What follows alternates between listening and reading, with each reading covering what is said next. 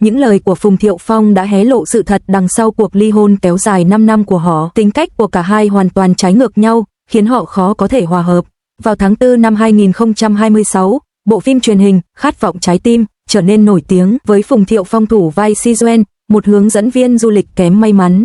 Cốt truyện về một cuộc hôn nhân giả để kiếm tiền đã gây ra một làn sóng tranh cãi dữ dội trên mạng. Mọi người bắt đầu đào bới những vấn đề cũ từ 5 năm trước. Rốt cuộc thì cuộc hôn nhân của anh với Triệu Lệ Dĩnh đã kết thúc như thế nào? Một câu nói từ cuộc phỏng vấn Phùng Thiệu Phong đã thực hiện cách đây 7 năm được khơi lại và bàn luận nhiều lần. Điều thu hút tôi nhất ở cô ấy là sự bướng bỉnh, nhưng điều khiến tôi bực bội nhất cũng chính là sự bướng bỉnh đó. Những lời nói ấy như một chiếc chìa khóa đột nhiên mở ra những cánh cửa trong trái tim mọi người.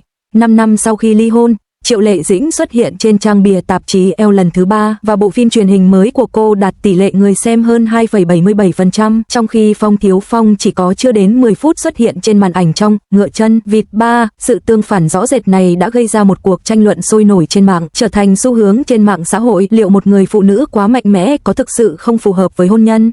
Phùng Thiệu Phong là một người đàn ông Thượng Hải xuất thân từ một gia đình khá giả, được nuông chiều từ nhỏ. Sâu thẳm trong lòng, anh khao khát một người vợ truyền thống, dịu dàng, chu đáo và coi trọng gia đình. Ngược lại, Triệu Lệ Dĩnh là một cô gái đến từ vùng nông thôn ở Hà Bắc. Cô đã dành 6 năm làm diễn viên quần chúng trong các đoàn làm phim, từ việc bị đạo diễn mắng vì mặt tròn không thể đóng vai chính, đến việc giành được giải Kim Ưng và giải Mộc Lan. Thành công của cô có thể được tóm gọn trong 2 từ: cống hiến không ngừng nghỉ. Hai người này dường như sinh ra để dành cho nhau. Phùng Thiệu Phong hình dung hôn nhân là được về nhà ăn cơm nóng hổi và đưa con cái đến công viên vào cuối tuần. Cuộc sống của Chao Lia Hinh xoay quanh việc quay phim, tham dự sự kiện và luyện tập lời thoại. Cô ấy trở lại làm việc chỉ 28 ngày sau khi sinh con. Khi Triệu Lệ Dĩnh quay phim Huyền Thoại Phi, 3 tháng sau khi sinh con, cô đã phải đối mặt với vô số lời chỉ trích trên mạng. Mọi người nói rằng cô không đủ năng lực và không quan tâm đến con mình vì tiền. Nhưng khi điều tương tự xảy ra với một nam diễn viên, nếu vợ anh ta quay lại đóng phim ngay ngày hôm sau khi sinh con, thì đó lại được gọi là tận tâm và làm việc chăm chỉ vì gia đình. Trong một cuộc phỏng vấn, Phùng Thiệu Phong từng nói rằng anh ở nhà chăm sóc con cái trong khi Triệu Lệ Dĩnh đi quay phim bên ngoài. Biểu cảm của anh vô cùng phức tạp, pha trộn giữa niềm tự hào và sự cay đắng. Anh tự hào về khả năng của vợ, nhưng lại cay đắng vì cuộc sống hôn nhân này hoàn toàn khác với những gì anh từng hình dung. Phùng Thiệu Phong từng nói trên một chương trình truyền hình rằng anh ấy sẽ về nhà và khóc khi tâm trạng không tốt. Triệu Lệ Dĩnh chỉ lặng lẽ nhìn anh ấy khóc, không an ủi hay nói lời ngọt ngào nào. Không phải là cô ấy không yêu anh ấy, chỉ là cô ấy thực sự không biết phải yêu như thế nào. Triệu Lệ Dĩnh đã nỗ lực hết mình từ nhỏ. Nguyên tắc sống của cô là tự lực cánh sinh và cách thể hiện cảm xúc của cô ấy rất thực tế. Bạn đã khóc và tôi đã để bạn khóc thỏa thích. Cô ấy nghĩ đó là cách thể hiện sự tôn trọng tốt nhất, nhưng theo quan niệm truyền thống, một người vợ nên nhẹ nhàng an ủi chồng, nói chuyện dịu dàng và ôm chồng vào lòng nói rằng không sao đâu. Triệu Lệ Dĩnh không thể làm điều đó, không phải vì cô ấy không muốn mà vì cô ấy thực sự không thể. Cách giáo dục của cô ấy không dạy cô ấy những điều này. Triệu Lệ Dĩnh được đặt biệt danh là Triệu Tiểu Đạo, Triệu Tiểu Giao trên các chương trình giải trí vì cô ấy nói thẳng thắn và không vòng vo. Tính cách này được gọi là chân thành ở nơi làm việc nhưng lại bị coi là không đủ dịu dàng trong hôn nhân. Kỳ vọng của xã hội đối với phụ nữ vốn dĩ mâu thuẫn. Ở nơi làm việc, họ được kỳ vọng phải mạnh mẽ và có năng lực, trong khi ở nhà, họ lại được kỳ vọng phải dịu dàng và ân cần. Nhưng hai điều này vốn dĩ mâu thuẫn nhau. Liệu một người phụ nữ quyết đoán và tàn nhẫn nơi công sở có thể ngay lập tức trở thành một người phụ nữ ngoan ngoãn ở nhà? Phùng Thiệu Phong cần được chăm sóc, và Triệu Lệ Dĩnh cũng vậy. Hai người đều cần được chăm sóc, mà ở bên nhau thì chắc chắn sẽ dẫn đến thảm họa. 5 năm sau khi ly hôn, sự nghiệp của Triệu Lệ Dĩnh dường như đã thăng tiến vượt bậc. Đầu năm 2026, vai diễn chính của cô trong bộ phim truyền hình Thị trấn nhỏ, sự kiện lớn của đài CCTV đã đạt được tỷ lệ người xem cao ngất ngưỡng, lên tới hơn 2,77%, thậm chí còn nhận được lời khen ngợi từ báo Nhân dân Nhật báo. Để vào vai cán bộ bình dân Lý Khâu Mố, cô đã cắt mái tóc dài 5 năm của mình và nhuộm da thành màu lúa mì. Những cảnh cô vác bao cát trong bùn đã khiến khán giả phải thốt lên, đây mới là tài năng diễn xuất thực sự. Tháng 1 năm 2026, đúng vào ngày sinh nhật của mình, cô xuất hiện trên trang bìa tạp chí Elle lần thứ 3, trở thành nữ diễn viên đầu tiên thuộc thế hệ sau năm 1985 đạt được thành tích này. Những bức ảnh cô mặc váy đen khoe vòng eo thon gọn đã giúp tạp chí bán được 4.000 bản chỉ trong vòng 2 giờ. Hiện tại, Triệu Lệ Dĩnh đang quay phim Huyền Thoại Phượng Hoàng, trong đó cô đã thực hiện những cảnh hành động mạo hiểm mà không cần diễn viên đóng thế, mặc 3 lớp áo giáp trong điều kiện nhiệt độ 40 độ C. Động tác của cô nhẹ nhàng như chim én và trông cô còn nhanh nhẹn hơn cả 10 năm trước trong phim Công chúa Điệp. Mùa hè năm ngoái, khi quay phim Hoa Hướng Dương, cô đã luyện tập nghiêm khắc trong phòng tập có nhiệt độ 39 độ C, tập múa cột, những ống kim loại nóng bỏng, nhiệt độ bề mặt lên tới gần 42 độ C, không có bất kỳ dụng cụ bảo hộ nào, cô nắm chặt những ống kim loại nóng rực bằng tay không, liên tục xoay người, giữ thăng bằng và treo ngược người. Cô luyện tập hơn 8 tiếng mỗi ngày, quần áo ướt sũng từ cổ áo đến gấu áo, lòng bàn tay phồng rộp và đùi trong đầy vết bầm tím.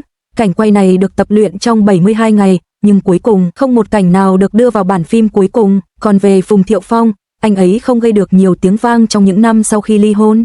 Anh ấy từ chối nhiều phim cổ trang và phim chiếu mạng, giảm đáng kể tần suất diễn xuất và dành phần lớn thời gian nuôi dạy con trai.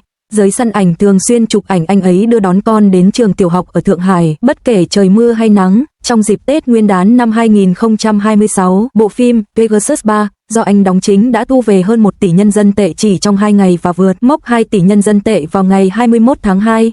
Tuy nhiên, vai diễn quản lý đội đua của anh trong phim chỉ kéo dài chưa đến 10 phút và anh là một trong những người tham gia đoàn phim sớm nhất và hoàn thành việc quay phim muộn nhất. Đây là lần xuất hiện thứ 3 của anh trong loạt phim Pegasus, khiến anh trở thành diễn viên duy nhất có sự tham gia trọn vẹn.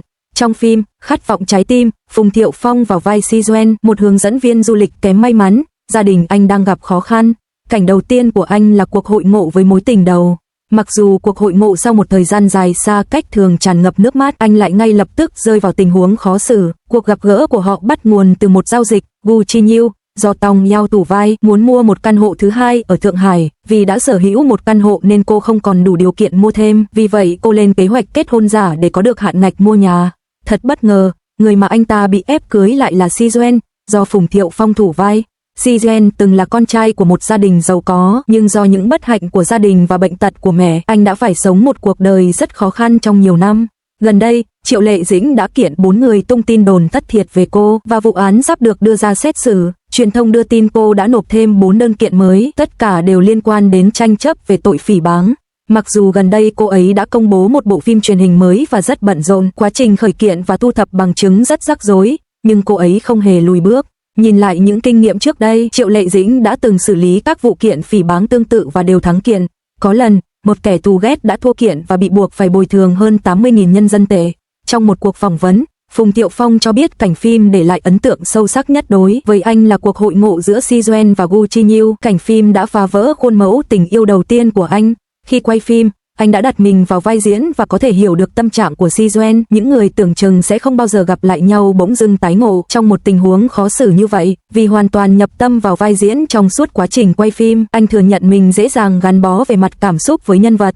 Thực tế, việc quay phim Shinju bắt đầu ở Thượng Hải vào đầu tháng 5 năm ngoái và sau đó cùng tháng, Phùng Thiệu Phong và Châu Lia Hinh tuyên bố chia tay và cho biết sẽ cùng nhau nuôi dạy con trai. Triệu Lệ Dĩnh, hiện là đại sứ thương hiệu toàn cầu kép của Givenchy, xuất hiện trên màn hình cong khổng lồ ở trung tâm khu thương mại Chùa Kinh An, Thượng Hải. Để trùng với thông báo chính thức, thương hiệu này cũng đã đặt trước 1016 chỗ ngồi để hỗ trợ quảng bá cho bộ phim truyền hình Thị trấn nhỏ. Sự kiện lớn, con số này cũng trùng với ngày sinh nhật của Triệu Lệ Dĩnh, ngày 16 tháng 10, vào ngày công bố chính thức. Các chủ đề liên quan đã thu hút hơn 100 triệu lượt xem chỉ trong một ngày, và doanh số đặt trước dòng nước hoa Givenchy tăng vọt 200% so với cùng kỳ năm ngoái. Trong 5 năm sau khi ly hôn, Triệu Lệ Dĩnh đã có một sự nghiệp thăng tiến không ngừng. Từ Su Bản Hiệp trong Gió Bán Hè, đến Hà Hành Phủ trong Hạnh Phúc Vạn Nhà, rồi đến Lý Khâu trong Thị trấn nhỏ đại sự, cô đã hoàn toàn lột xác từ một nữ diễn viên phim cổ trang thành một nữ chính thực tế và tinh tế. Phùng Thiệu Phong đã chọn một con đường sự nghiệp hình chữ U. Đầu tiên, anh rời xa ánh đèn sân khấu, tập trung vào cuộc sống và dành thời gian cho gia đình, trau dồi kỹ năng trên sân khấu và hậu trường. Sau đó, anh nắm bắt một dự án quan trọng, trở lại dòng phim chính thống với diễn xuất chắc chắn và thái độ tận tâm. Nối liền hai con đường hoàn toàn khác biệt này là con trai của họ, Xiang Xiang. Cặp đôi đã phát triển một mô hình hợp tác nuôi dạy con hiệu quả. Thỉnh thoảng, họ được chụp ảnh khi cùng nhau đón con trai từ trường, giữ khoảng cách lịch sự, nhưng họ sẽ tự động quỳ xuống để chỉnh lại cổ áo cho con. Những bình luận trên mạng đặc biệt thú vị. Sự nghiệp của Triệu Lệ Dĩnh đã thăng tiến vượt bậc kể từ khi ly hôn. Cô ấy liên tục tham gia các bộ phim truyền hình nghiêm túc và các vai chính, đạt được cả sự đánh giá cao của giới phê bình lẫn tỷ lệ người xem cao. Mặc dù Phùng Thiệu Phong cũng thành công, nhưng rõ ràng anh ấy không tỏa sáng bằng vợ cũ. Vì vậy, một số người nói rằng, thấy chưa, Triệu Lệ Dĩnh chẳng cần kết hôn chút nào cả. Điều này khiến người ta nghĩ rằng phụ nữ sao cần kết hôn mới được coi là bình thường. Triệu Lệ Dĩnh đã chọn ly hôn, chọn tập trung vào sự nghiệp và chọn sống cuộc sống mà cô ấy muốn. Vấn đề là, cô ấy đang sống cuộc sống mà rất nhiều phụ nữ muốn sống nhưng không dám.